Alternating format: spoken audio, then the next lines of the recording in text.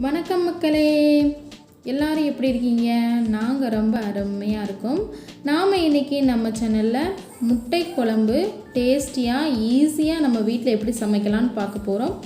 நம்ம சேனலை நீங்கள் இப்போ தான் முதன்முறையாக பார்க்குறீங்கன்னா உடனே போயிட்டு நம்ம கிங்ஸ் தமிழால் சப்ஸ்கிரைப் பண்ணிவிட்டு பெல்லைக்கானை ப்ரெஸ் பண்ணிவிட்டு ஆல் கொடுத்துக்கோங்க. அப்போ தான் நம்ம போகிற ரெகுலர் வீடியோஸ் உங்களுக்கு நோட்டிஃபிகேஷனாக வரும். வாங்க வீடியோக்குள்ளே போயிடலாம். முதல்ல ஒரு கடாயை வச்சுட்டு எண்ணெய் ஊற்றிட்டு எண்ணெய் சூடானதும் ஒரு சின்ன பட்டை, அன்னாசி பூ, 2 கிராம்பு தான் சேர்த்துருக்கேன். இது கூடவே ஒரு 10 சின்ன வெங்காயம் நேராக நறுக்கி வச்சுருக்கேன். அதையும் சேர்த்து நல்லா வதக்கிக்கிறேன்.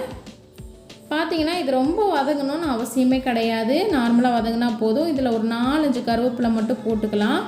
நீங்கள் எண்ணெயில் போட்டாலும் ஓகே தான். எண்ணெயில் ஏன் போடலன்னா வெடிக்குன்றதுனால நான் வெங்காயத்தை போட்டிருக்கேன். வதங்கிறதுக்காக கொஞ்சம் உப்பு சேர்த்து வதக்கியாச்சு. ஒரு 4 தக்காளி பழம் அரைச்சி வச்சுருக்கேன். அதையும் சேர்த்து நல்லா வதக்கிக்கிறேன். பழமாக இருந்தால் ரொம்ப டேஸ்டியாக இருக்கும். இது கூட ஒரு 1.5 ஸ்பூன் அளவுக்கு வீட்டில் அரைச்ச மசாலா போட்டிருக்கேன்.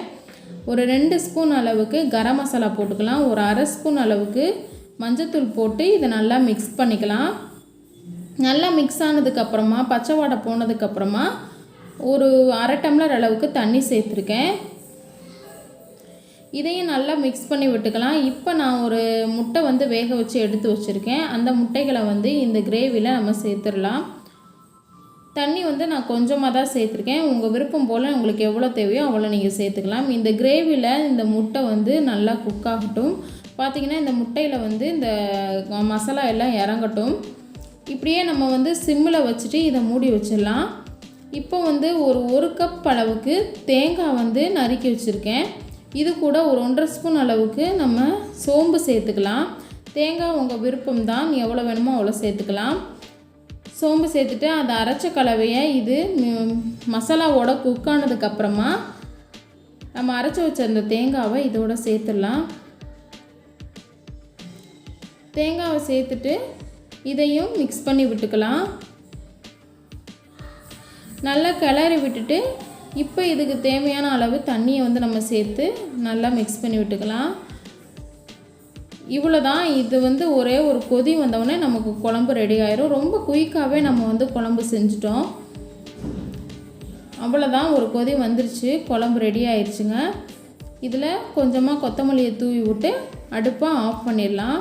ரொம்ப சூப்பரான முட்டை கிரேவி நம்ம வீட்டில் எவ்வளோ ஈஸியாக அதுவும் 5 நிமிஷத்தில் சமைக்கலான்னு நான் இன்றைக்கி நம்ம சேனலில் செஞ்சு காமிச்சிருக்கேன். இந்த வீடியோ உங்களுக்கு பிடிச்சிருந்ததுன்னா உங்கள் ஃப்ரெண்ட்ஸ் அண்டு ஃபேமிலியோட ஷேர் பண்ணிக்கோங்க.